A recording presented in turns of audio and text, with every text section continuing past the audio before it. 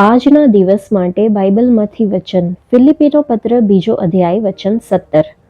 પણ જો હું તમારા વિશ્વાસના અર્પણ તથા સેવા પર તૈયારપણ તરીકે રેડાઉં છું તો હું આનંદ પામું છું ને તમ સર્વની સાથે પણ હરખાઉં છું. શું તમે બીજા વિશ્વાસીના કાર્ય માટે પોતાની જાતે બલિદાન થવા તૈયાર છો? બીજાઓના વિશ્વાસ અને સેવા માટે પોતાના જીવનોને બલિદાનના રૂપમાં રેડી દેવાને તૈયાર છો?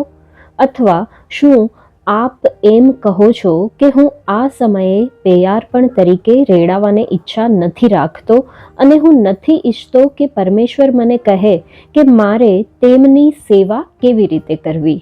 હું મારા બલિદાનના સ્થળને પોતે જ પસંદ કરવા માંગુ છું અને હું ચાહું છું કે અમુક ચોક્કસ લોકો મને ધ્યાનથી જુએ અને શાબાશી આપે. જ્યારે લોકો તમને સન્માનની દ્રષ્ટિએ જુએ ત્યારે પરમેશ્વરની સેવાના માર્ગમાં તેમની પાછળ ચાલવું તે એક વાત છે.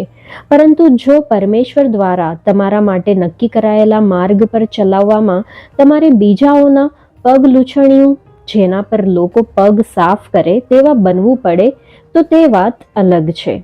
પરમેશ્વરનો હેતુ તમને એવું કહેવાનું શીખવવાનો છે કે ગરીબ થવું હું જાણું છું. શું તમે આ રીતે બલિદાન થવાને તૈયાર છો? શું તમે ડોલમાંના એક ટીપાથી પણ ઓછા થવાને તૈયાર છો? એટલા તુચ્છ કે જ્યારે લોકો તેઓના વિશે વિચારે જેમની તમે સેવા કરી છે તો પણ કોઈ તમને યાદ ન કરે? શું તમે સેવા કરાવવાને નહીં પણ સેવા કરવાને અર્થે સંપૂર્ણ વપરાઈ જાઓ અને ખાલી થઈ જાઓ ત્યાં સુધી આપવાને અને રેડાઈ જવાને તૈયાર છો? કેટલાક પવિત્ર લોકો કે સંતો હલકું કામ નથી કરી શકતા કેમ કે તેઓ એમ સમજે છે કે આવી સેવા તેમના મોભા કે શાનની વિરુદ્ધ છે.